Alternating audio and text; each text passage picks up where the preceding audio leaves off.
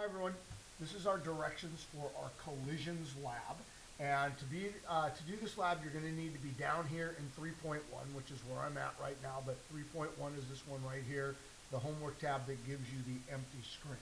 And basically what you're going to be doing is just setting up a series of collisions. You're not going to be applying any force yourself. And then you're going to be looking at what those acceleration numbers are. And when you're done, you should be able to see a pattern that should tell you something about the forces of these collisions. So for instance, the very first one I'll set up, you can see we're going to use objects A and C, which is the 1 kilogram and the 0.5 kilogram.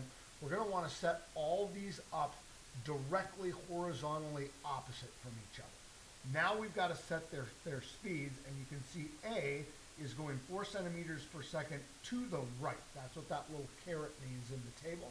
So we'll go, oh, that's B, sorry. Let's go here to A.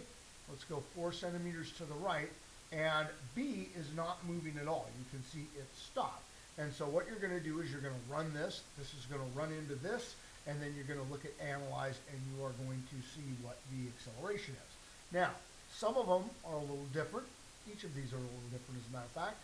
So let's do the next one. The next one's a little odd because, again, we have the same two objects, A and C, and I'm going to put them a little closer together this time because if you look at the table and what they're doing, they're both going to be moving in the same direction, but A is going to be going a lot faster.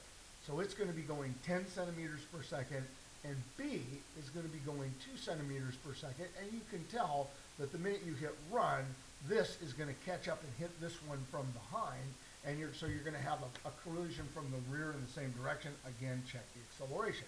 Some of these will have you just do a direct head-on collision, something like that. And obviously when I hit run there, they're both going to smack together.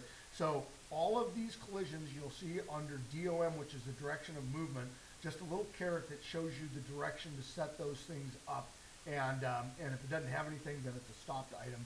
And you'll do all 8 of these collisions. Then hopefully you'll see a pattern in your accelerations, and you'll be able to answer the question.